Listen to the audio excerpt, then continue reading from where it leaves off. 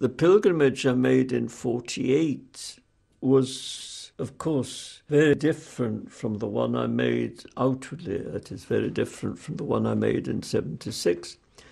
I was teaching at the University of Cairo. It was called the University of Fuad the First at that time. And I was there till 52. And in 48, I realized that there was every year a group of people went from the university on the pilgrimage. There were the teachers, some undergraduates at the university, and some servants, the university servants, as they said in Cairo, asatiza, talaba, and farashin.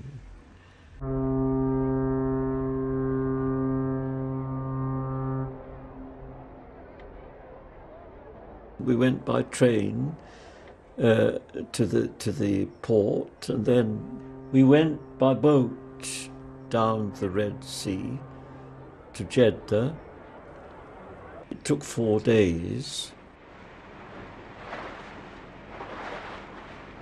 In those days, the kisveh was woven in Egypt, a tradition from the Middle Ages. Actually, we were on the boat with the kisveh. The kisveh was on our boat being brought to Jeddah.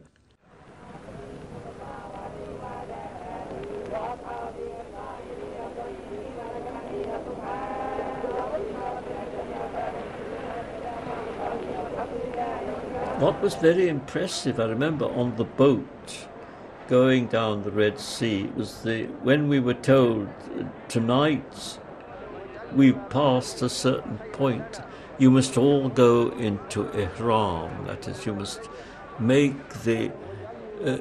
enter the pilgrimage, which you do by a special, you have to make a prayer and you have to put on pilgrim's dress.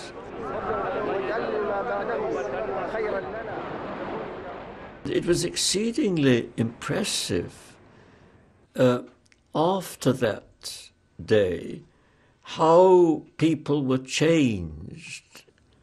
Everybody's life was changed. You see, there are certain rules for the pilgrimage.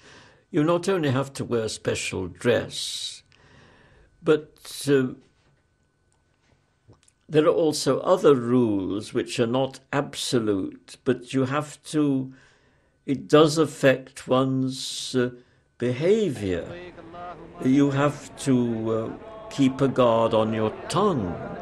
You're allowed to speak, but you're not allowed to hold long conversations. And above all, you have to avoid speaking angrily to anybody. You have to think of spiritual things. You have to think of death.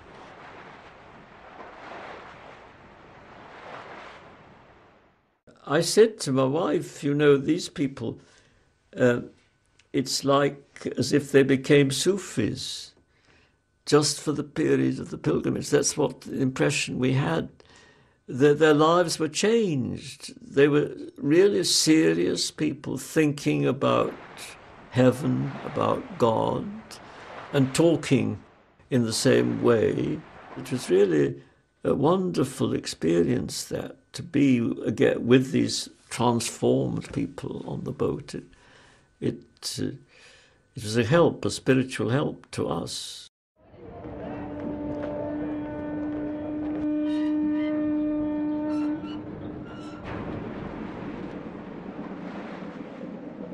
When we got to Jeddah, there was quite a rough sea.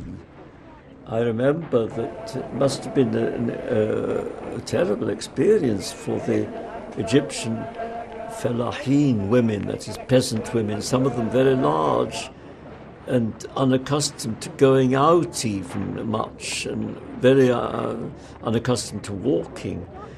It was too rough, the sea, for the boat to go properly into the harbour. There wasn't a proper harbour at Jeddah as there is today.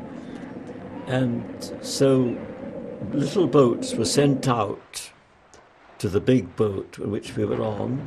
These women had to climb down a rope ladder and get out or step off the ladder in onto a little boat which was going up and down in the waves. It must have been a death in life for them. They were all saying afterwards that should bring us a good reward, a better reward for the pilgrimage.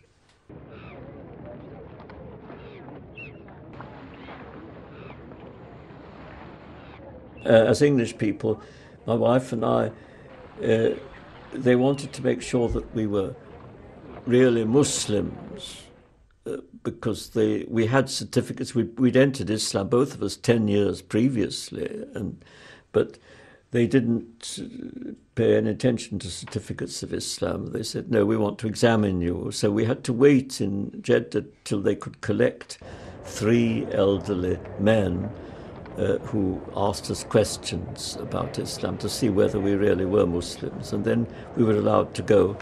They asked us very simple questions like, how many prayers are there in the day, for example, and how many raka'at do you have to pray in the afternoon prayer, that sort of thing, you see. And can you recite the Surah Al-Fatiha? Very simple questions.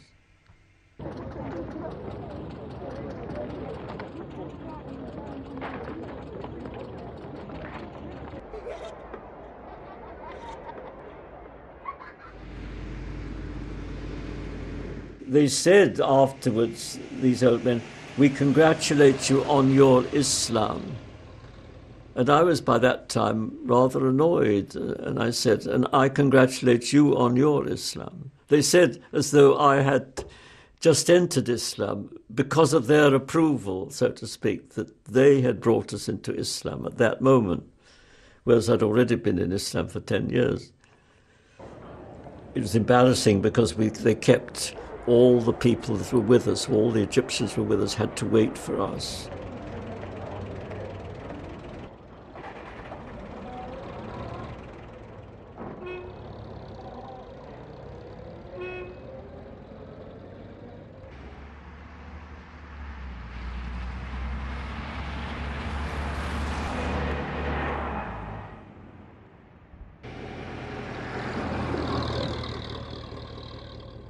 And then we arrived at the Haram in Mecca about 2 o'clock in the morning.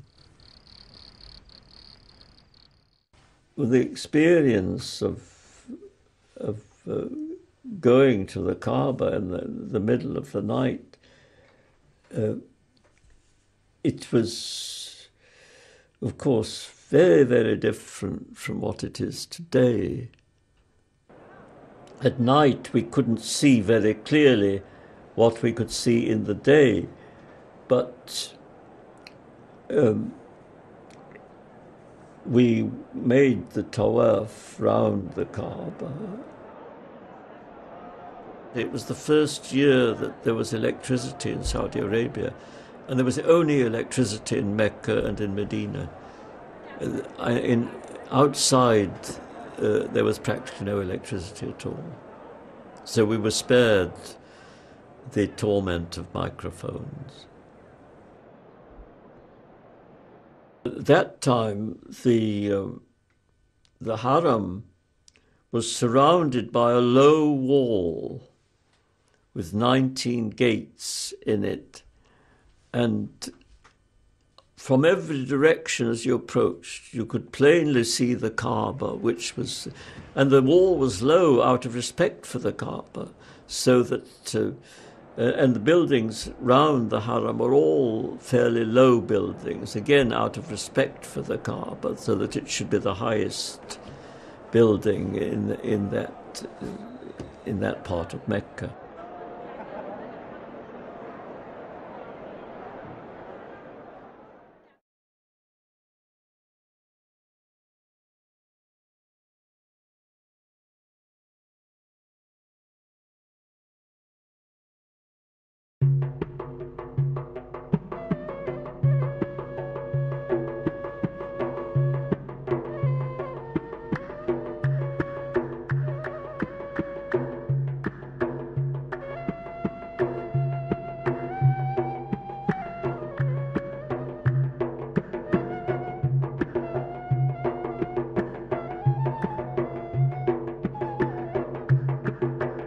I hadn't realized, as I do now, that Abraham must have proclaimed the pilgrimage, alayhi salam, about 4,000 years ago.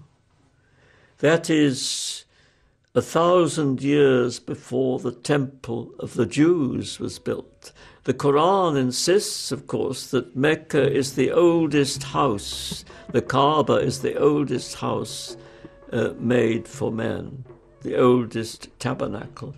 And what is not generally known is that Mecca is mentioned in the Psalms, in the Old Testament.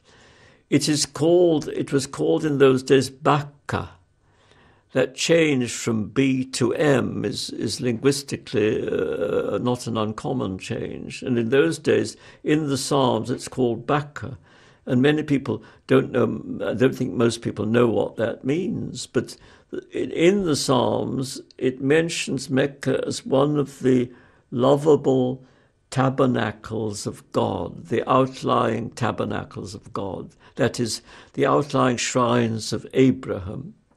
And the Jews used to visit Mecca regularly as a shrine belonging to their great ancestor Abraham, who had founded Mecca. Of course, he had built the Kaaba, he had instituted the pilgrimage, and they only stopped visiting Bakka, as they called it, because the religion of Abraham became polluted by a sort of pagan polytheism.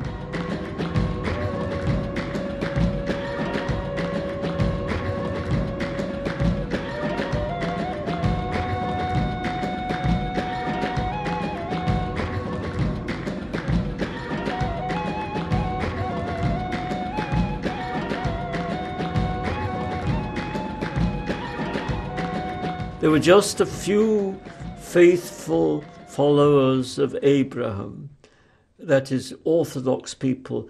There was a stream, a narrowing stream of orthodoxy in Mecca. They were known as the Hunafa, that is, the descendants, the spiritual descendants of Abraham. But they were becoming more and more a minute minority, and they had less and less influence. They could not protect the Kaaba from this pollution of idolatry, and they could not prevent the Arabs as a whole from ceasing to believe in the next life. This life was everything. That was what the belief was. So that for a double reason, Islam was absolutely necessary for the Arabs.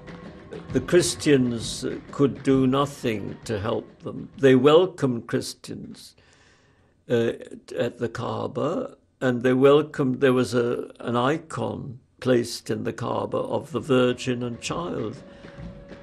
But that was just two more gods for the Arabs of Mecca.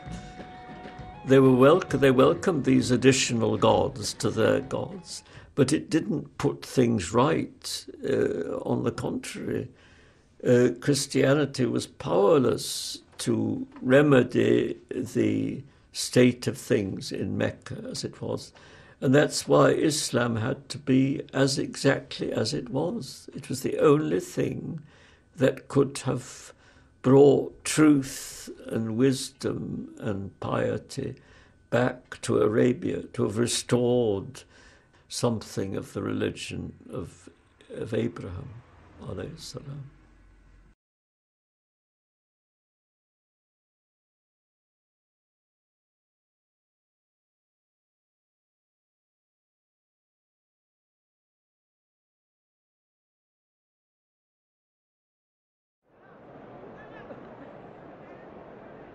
You went out to make the sa'i, that is the passage 7 times between Safa and Marwa. You went out of the gate, which is named after Safa, Bab is Safa, into the desert.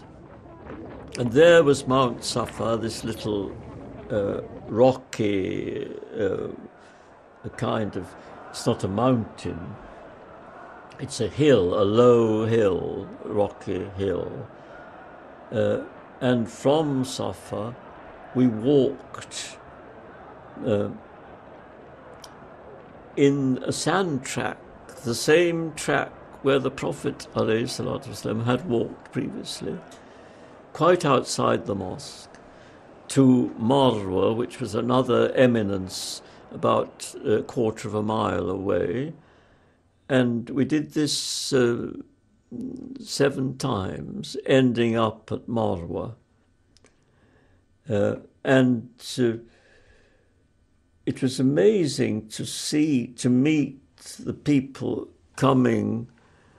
Each time we went, we would see some of the same people as before coming in the opposite direction. Always newcomers were added, and then some of the familiar faces were absent. But to see the people, especially the men, of course the women are fully clad, but to see the men, the Arabs, as you never see them, with nothing on their heads bear these white garments, which is the same as that worn by Abraham, Sayyidina Ibrahim alayhi salam. To see these people, it was like a wonderful dream, and it was as if they had stepped from the pages of the Old Testament. It was like seeing figures from the time of Abraham himself.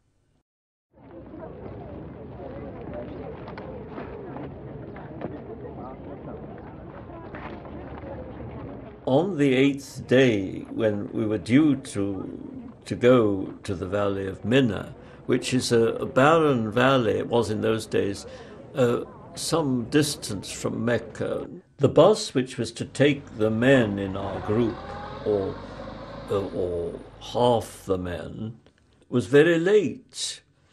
And we went, in fact, we didn't know what had happened. We kept going back to our lodging and then going back to the haram.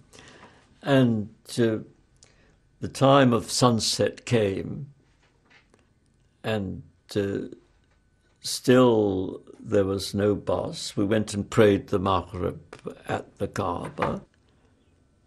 And then by the time of the Salat al-Isha, the night prayer, the call was made to the prayer, still no bus. We went to pray the Salat al-Isha. Imagine being at the Kaaba with only 8 other people. There was nobody else in the haram at all. The new kiswa, which was to be put up on the day of the feast, was spread out in all its splendor in the haram, and one was able to kiss the black stone as much as one wanted. There were only 8 people praying altogether. I had that privilege of praying in a completely empty haram, because everybody else had gone. Then finally the bus came.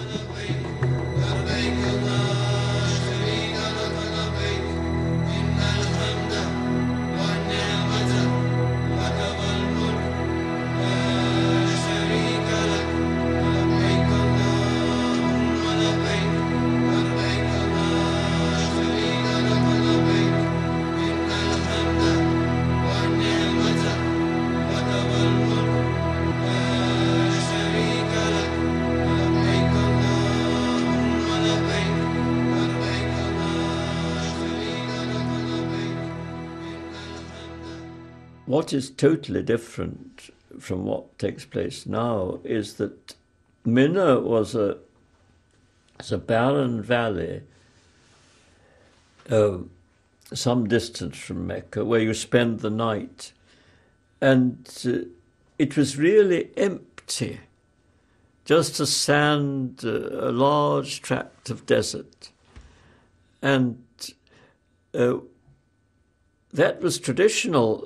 The Prophet, ﷺ, when his wife, Aisha, radiallahu anha, asked permission to have a hut for herself, a permanent hut there, so that she could go, spend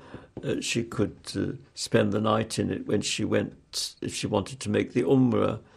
He refused to allow it. He said, no, nothing must be left. It must remain as it is, without any buildings. And so it still was in 1948, just a barren, empty valley. Everybody had tents. Some people just slept in the open.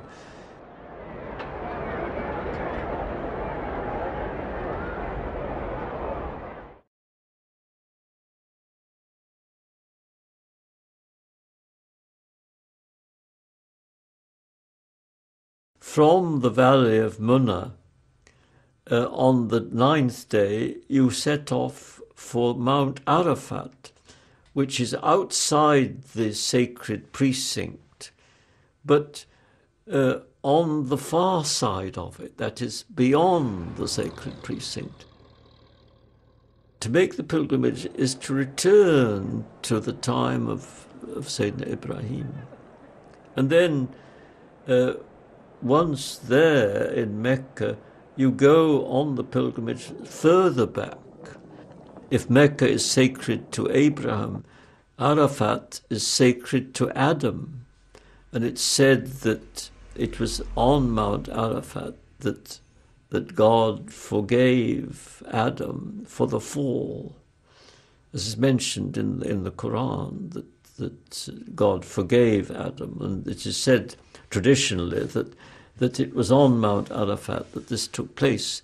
Anyway, that is what Arafat represents on the pilgrimage. It's a return to our first state. And a friend of mine he wasn't on the pilgrimage that I made it, but he made the pilgrimage about the same time, in the late 40s. He said that when he arrived at Arafat, early in the morning of the day, the 9th day of the month, that is the day of Arafat, and he saw these white-robed figures on the mount with hands held up in prayer, and he said, I didn't know whether I was dreaming. He said, is this the end of the world? Has it already come? He was quite overcome by the spectacle. The old king was on the pilgrimage at that time, that year, King Abdulaziz. It was remarkable to see his tent quite near to our tent, with guards with long hair and beards, in their pilgrim's dress with drawn swords, standing on duty outside the king's tent.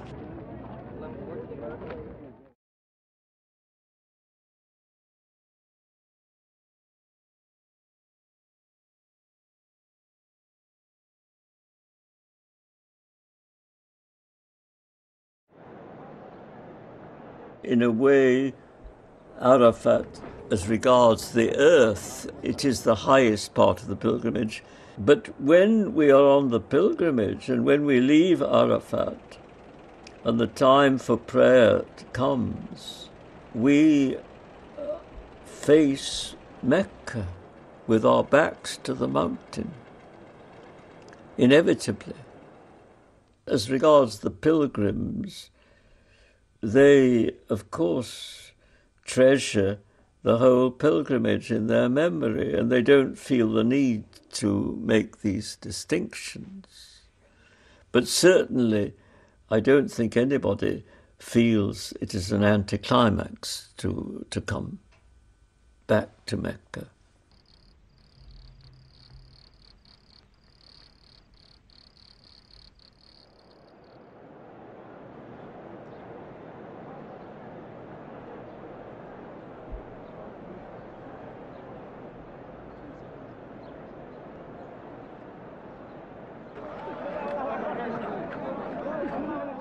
the length of the pilgrimage is a very important factor. It needs to last a certain time in order to make its full impression on the people. They need to be penetrated by the blessing of the pilgrimage itself.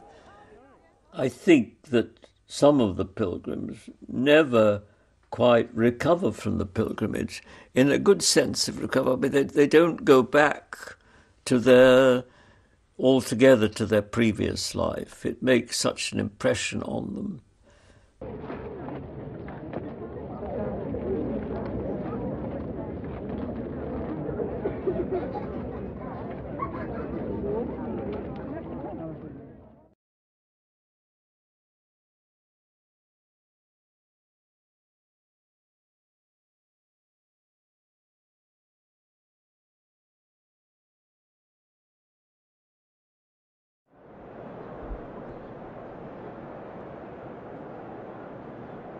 There are two things that are necessary for a religion, for every religion. One is, first of all, revelation. The other is tradition. That is, one needs, first of all, a revelation from God, a descent into this world from heaven, and that is a vertical element. Secondly, one needs tradition to perpetuate the religion over the centuries, to pass from one generation to pass on the truth to the following generation and so on. Those two elements are really necessary. One is very conscious in making the pilgrimage that the vertical element here belongs to Mecca, the horizontal element, the tradition, to Arafat, because it is only by what has been passed down to us through the generations that Arafat is associated with Sayyidina Adam, alayhi salam. One is nearer to heaven at the Kaaba than one is anywhere else one has experienced, and that is the case. One has the impression that time is no longer has lost the temporal condition to which we are subject in this world, has lost something of its power over us, that the spatial condition has also lost something of its power.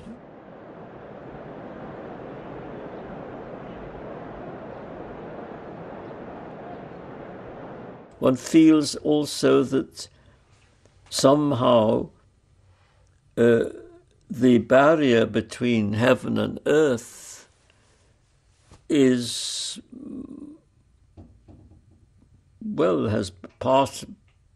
partly vanished in that space.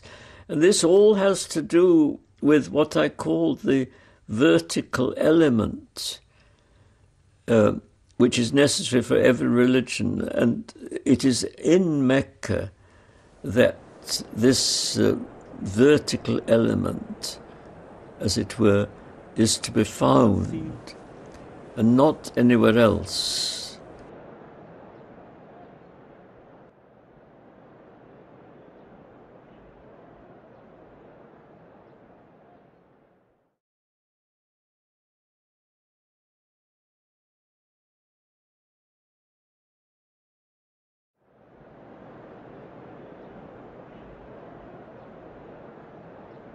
When I made the pilgrimage in 1976, as I say, the valley of Mecca was like a suburb of any European town, with all the modern blemishes.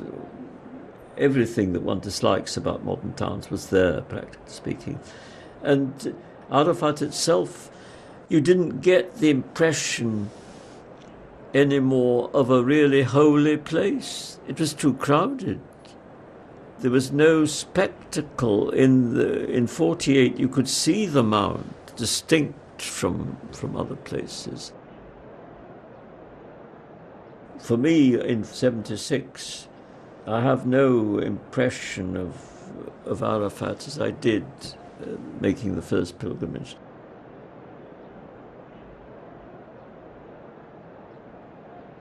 It's true that it was wonderful to sit in the Haram in 1948, surrounded just by the hills.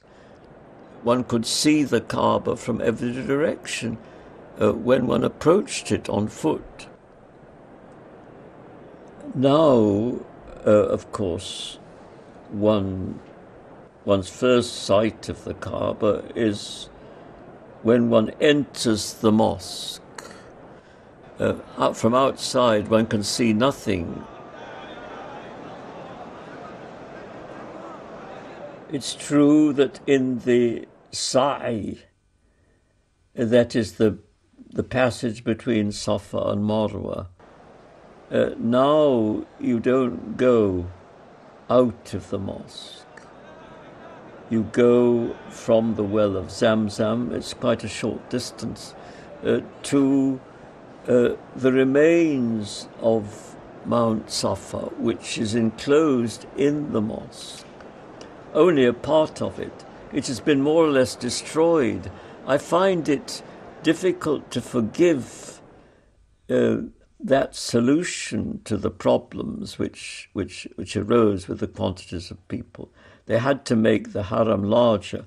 But could they not have enclosed Mount Safa, made it a wall on the other side of Mount Safa, but protecting Mount Safa, keeping it as it was, because it is mentioned, Safa and Marwa are mentioned as min sha'a'irillah, among the monuments of God. Safa and Marwa are among the monuments of God.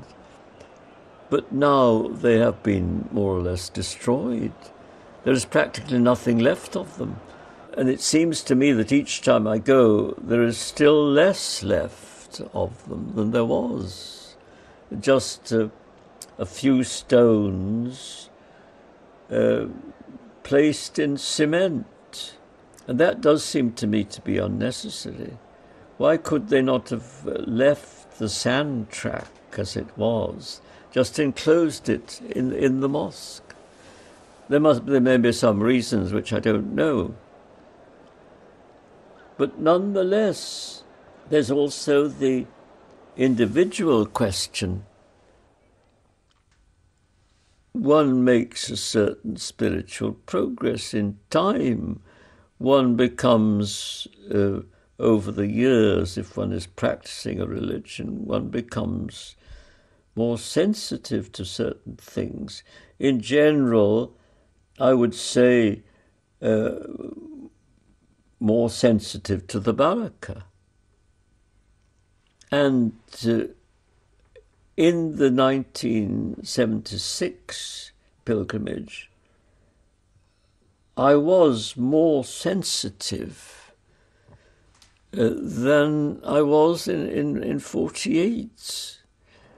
In a certain sense, the 1976 pilgrimage was better than the 1948 pilgrimage.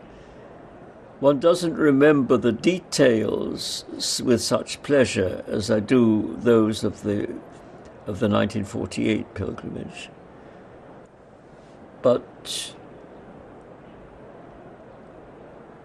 what remains totally unchanged is the barakah.